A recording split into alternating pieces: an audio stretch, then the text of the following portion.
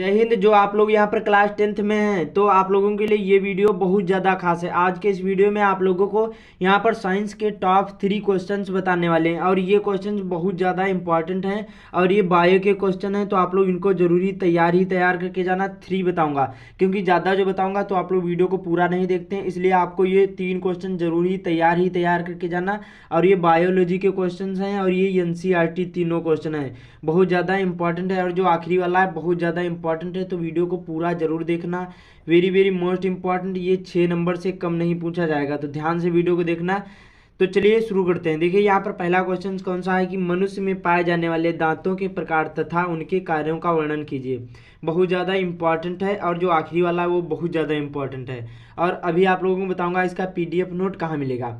तो क्या बताना है, मनुष्य में पाए जाने वाले दांतों के प्रकार तथा उनके कार्यों का वर्णन कीजिए। तो ध्यान से वीडियो को देखना। क्या है इसका उत्तर, क्या हो जाएगा। एक वयस्क व्यक्ति में निचले तथा ऊपरी जबड़े में कुल मिलाकर 32 दांत होते हैं। मनुष्य के जीवन में 2 बार दांत निकलते हैं, अतः द्विबारदंती कहते हैं। मनुष्य को क्या कहा जाता है, द्विबारदंती कहा जाता है। दांतों की जो उम्र यहाँ पर संख्या उम्र के साथ बदलती रहती है। इस प्रकार यहाँ पर आयु के आधार पर दांत 2 प्रकार के होते हैं। देखिए एक वयस्क, जैसे जब कोई व्यक्ति बड़ा हो जाता है तो क्या होते हैं, उसके जो निचले ऊपरी दोनों जबड़े में कितने दांत होते हैं, 32। ये तो आपको मालूम होगा। उसके बाद में मनुष्य में जीवन में 2 बार दांत निकलते हैं, एक देखिए छोटे पर, उसके बाद में एक बड़े पर। उसके बाद में अतः द्विबारदंती इसे कहा जाता है, मनुष्य को द्विबारदंती कहा जाता है। ये भी बहुत ज़्यादा इंपॉर्टेंट है। उसके बाद में दांतों की संख्या उम्र के साथ बदलती रहती, इसी प्रकार आयु के आधार पर दांत 2 प्रकार के होते हैं। पहला यहाँ पर अस्थायी दांत, क्या है, पहला यहाँ पर अस्थायी दांत। इसमें क्या होते हैं, इन्हें दूध के दांत भी कहते हैं। ये बच्चे लगभग 6 माह से निकलने प्रारंभ हो जाते हैं और यहाँ पर उसके बाद में लगभग 2 या 3 वर्ष तक कुल 20 दांत यहाँ पर निकलते हैं। ये 7 से 8 वर्ष की अवस्था तक रहते हैं। जो अस्थायी दांत होते हैं ये इनको दूध के दांत भी कहा जाता है और ये बच्चे के लगभग 6 माह से निकलने शुरू हो जाते हैं। उसके बाद में ये लगभग 2 और 3 वर्ष तक यहाँ पर 20 हो जाते हैं। उसके बाद में ये कब तक रहते हैं, यहाँ पर 7 से 8 वर्ष की अवस्था तक ये रहते हैं अस्थायी दांत। इतना समझ में आया, बहुत सिंपल सा है। वीडियो को पूरा देखो, आगे अच्छी तरीके से आप लोगों को समझ में आ जाएगा। तो यहाँ पर ये इनको अस्थायी दांत कहते हैं, ठीक है। उसके बाद में अब चलते हैं यहाँ पर स्थायी दांत। ये क्या होते हैं, ये दूध के दांतों के गिरने के पर निकलते हैं तथा ये लगभग 20 वर्ष की आयु तक यहाँ पर 28 दांत निकल आते हैं। बाद में ये 4 और दांत निकलते हैं और इन्हें अक्लदाड़ कहते हैं। जो 4 दांत होते हैं उनको क्या कहते हैं, अक्लदाड़ कहते हैं, ध्यान रखना है। उसके बाद में स्थायी दांतों की कुल संख्या 32 होती है और दोनों जबड़ों में स्थायी दांतों की संख्या 4 प्रकार के होते हैं। दोनों जबड़ों, जो ऊपर और नीचे वाले जबड़ों की यहाँ पर दांतों की संख्या 4 प्रकार के होते हैं। कौन कौन से होते हैं वो भी बताऊंगा। तो जो स्थायी दांत होते हैं ये क्या होते हैं, ये दूध के दांतों के बाद गिरने के पर ही निकलते हैं। उसके बाद में ये 20 वर्ष की आयु तक यहाँ पर 28 दांत निकल आते हैं। उसके बाद में ये 4 और दांत निकलते हैं, उनको हम क्या बोलते हैं, अक्लदाड़ बोलते हैं। और स्थायी दांतों की कुल संख्या 32 होती है। दोनों जबड़ों स्थायी दांतों की संख्या यहाँ पर 4 प्रकार की होती है। कौन कौन सी, यहाँ पर सबसे पहले आता है कृंतक। अब कृंतक कौन से होते हैं, देखिए ये संख्या, जो इनकी संख्या कितनी होती है, कुल 8 होते हैं। जो कृंतक होते हैं इनकी संख्या कितनी होती है, 8 होती है। और इनके किनारे पर तेज धार वाले होते हैं जो भोजन को कुतरने का कार्य करते हैं। यहाँ पर पिक्चर आ रही होगी, फोटो आ रही होगी, सेम इसी प्रकार से इसको हम कृंतक बोलते हैं। तो जो ये संख्या की कुल यहाँ पर 8 होते हैं, इनके किनारे तेज धार वाले होते हैं और जो भोजन को कुतरने का कार्य करते हैं। बहुत सिंपल सा, ये इसको हम कृंतक बोलेंगे। उसके बाद में यहाँ पर रदनक, कौन से, यहाँ पर रदनक में क्या होता है, यहाँ पर इन्हें भेदक भी कहते हैं और इनकी संख्या 4 होती है। कुछ लंबे व नुकीले होने के कारण ये भोजन को चीरने, यहाँ पर फाड़ने का कार्य करते हैं, तो इसको हम रदनक बोलते हैं। ये इनको भेदक भी कहा जाता है। इनकी संख्या कितनी होती है, 4 होती है और कृंतक की संख्या 8 होती है। तो 8 4 12 हो गए। कुछ लंबे व नुकीले होने के कारण ये जो भोजन को चीरने फाड़ने का कार्य करते हैं, इसको हम रदनक बोलते हैं। इतना समझ में आया। उसके बाद में अब चलते हैं यहाँ पर अगला कौन सा है, अग्र चवर्णक। क्या है अगला, अग्र चवर्णक।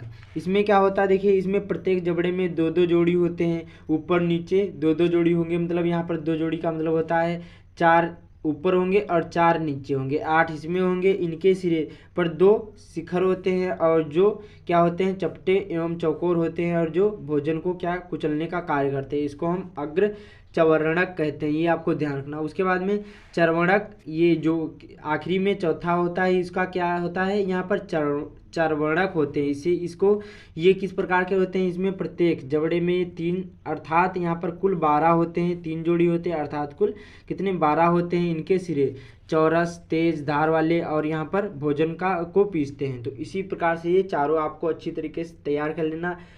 कृंतक, रदनक, अग्रचवर्णक और चवर्णक, ये आपको चारों तैयार कर लेना है। और मैंने जिस तरह से बताया ऐसे ही आपको इसको तैयार कर लेना, बहुत ज़्यादा इंपॉर्टेंट है।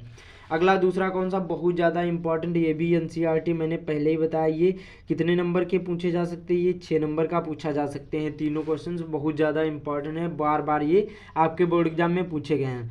तो क्या है जीवाश्म, क्या है जैव विकास प्रक्रम के विषय में क्या दर्शाते हैं। जो जीवाश्म होते हैं ये क्या हैं, जैव विकास प्रक्रम के विषय में ये क्या दर्शाते हैं। तो देखिए लाखों हजारों साल पहले पाए जाने वाले जीवों के परिरक्षित कठोर अवशेष, चट्टानों पर पैरों के निशान, मिट्टी में बने मृत जीवों के सांचे आदि को जीवाश्म कहते हैं। देखिए जीवाश्म उसको कहते हैं जैसे करोड़ों हजारों साल पहले जो कोई जीव मर गया, या कोई मनुष्य या कोई भी हो सकता है जीव, वो मर गया, उसके बाद में जो उसके अवशेष हैं जैसे हड्डियां हो गई, तो उसके जो चट्टानों में या मिट्टियों में या फिर अंत कहीं पर भी ऐसे उसके क्या है जो उसको निशान मिलते हैं, उसी को हम क्या बोलते हैं, सांचे आदि के जीवाश्म कहते हैं। मृत जीवों के जो सांचे मिलते हैं, निशान मिलते हैं, जैसे खोपड़ी हो गई, सर हो गई, तो उसी को हम क्या बोलते हैं, जीवाश्म बोलते हैं। इतना समझ में है। उसके बाद में अब आगे क्या है, जीवाश्म हमें जैव विकास के बारे में निम्नलिखित बातें दर्शाते हैं। जैसे ऐसी कौन सी स्पीसीज है जो कभी जीवित थी परंतु अब लुप्त हो गई, उसी को हम क्या बोलते हैं, जैव विकास या जैव, यहाँ पर जैव विकास के बारे में बताता है, यहाँ पर जीवाश्म बताता है। क्या ऐसी कोई सी मतलब ऐसी स्पीसीज जो कभी जीवित थी परंतु अब लुप्त हो गए, जैसे डायनासोर पहले जीवित थे अब लुप्त हो गए, तो उसी ये क्या होते हैं, यही जीवाश्म होते हैं, यही जैव विकास के बारे में बताते हैं। अगला है उसी प्रकार से दूसरा, ऐसे जीवों के अवशेष जीवाश्म के रूप में मिले जो कि एक वर्ग के जीवों के उनसे विकसित उच्च वर्ग के बीच में कड़ी यहाँ पर के जीवों का यहाँ पर स्वरूप बताते हैं। उदाहरण के लिए जैसे आर्की ऑप्टेरिस। उसके बाद में जीवाश्म में कुछ लक्षण सरीसृप के हैं, जैसे यहाँ पर अन्य लक्षण पक्षियों के, या फिर इंगित करता है इसी पक्षी सरीसृप से यहाँ पर क्या होते हैं, विकसित हुए हैं। तो इसी प्रकार से ये क्या होते हैं, यही जीवाश्म और यही जैव विकास को दर्शाते हैं। अगला है तीसरा, यहाँ पर जीवाश्म पृथ्वी के अंदर विभिन्न स्तरों पर खुदाई करके, क्या है खुदाई करके यहाँ पर निकाले जाते हैं, क्या करते निकाले जाते हैं। उसके बाद में इससे पता चलता है कि जो पृथ्वी की सतह के निकट पाए जाने वाले जीवाश्म गहरे स्तर पर पाए गए जीवाश्मों की अपेक्षा अधिक नए हैं, तो उसी को हम क्या बोलते हैं, जीवाश्म बोलते हैं। समझ में है। तो ये जरूरी तैयार करके जाना, बहुत ज़्यादा इंपॉर्टेंट है। अब तीसरा है बहुत ज़्यादा वेरी मोस्ट इंपॉर्टेंट, डीएनए और आरएनए में अंतर। ये तो एक तो पूछा जाएगा अंतर, तो इसको जरूरी तैयार करके जाना। देखिए यह जो यहाँ पर डीएनए और इसमें आरएनए, दो यहाँ पर भागों में इसको विभाजित कर दिया गया है। तो देखिए पहला यहाँ पर यह मुख्य रूप से गुणसूत्रों में पाया जाता है, इसके अतिरिक्त अल्प मात्रा में हरित लवक व माइटोकॉन्ड्रिया में पाया जाता है। और जो आरएनए होता है यह मुख्य रूप से कोशिका द्रव्य व अल्प मात्रा में केंद्रक में भी पाया जाता है, जो आरएनए होता है। बाकी जो डीएनए होता है ये गुणसूत्रों में पाया जाता है, इसके अतिरिक्त यहाँ पर अल्प मात्रा मतलब बहुत ही थोड़ी मात्रा में हरित लवक में माइटोकॉन्ड्रिया में पाया जाता है। बाकी जो आरएनए होता है ये मुख्य रूप से कोशिका में पाया जाता है, बाकी अल्प मात्रा में यहाँ पर केंद्रक में भी पाया जाता है। दूसरा अंतर है यहाँ पर इसके नाइट्रोजन क्षारक जैसे एडेनिन, ग्वानिन, साइटोसिन व थाइमिन है। और इसके नाइट्रोजन क्षारक कौन कौन से हैं, यहाँ पर एडेनिन, ग्वानिन, साइटोसिन व यूरेसिल, मतलब थाइमिन की जगह पर यहाँ पर यूरेसिल होते हैं, बाकी सेम होते हैं। इतना समझ में है। आरएनए में नाइट्रोजन क्षारक एडेनिन, ग्वानिन, साइटोसिन व यूरेसिल है, लेकिन इसमें थाइमिन है। तो यहाँ पर थाइमिन की डीएनए की जगह पर यहाँ पर थाइमिन की जगह पर यूरेसिल है। उसके बाद में यहाँ पर तीसरा है, इसमें शर्करा डीऑक्सीराइबो पाई जाती है और इसमें राइबोज शर्करा पाई जाती है। तो बहुत सिंपल सा है, जो इसकी फुल फॉर्म होती है डीऑक्सीराइबो न्यूक्लिक एसिड होती है, और इसकी क्या होती है राइबोज न्यूक्लिक एसिड होती है। तो बहुत सिंपल सा है। उसके बाद में यहाँ पर अगला है, इसकी जो संश्लेषणकारी विकर डीएनए पॉलीमेरेज हैं, और इसका जो संश्लेषणकारी विकर आरएनए पॉलीमेरेज है। तो बहुत सिंपल से हैं, इनको आप लोग तैयार करके जाना। तीनों क्वेश्चन बहुत ज़्यादा इंपॉर्टेंट है, वेरी मोस्ट इंपॉर्टेंट।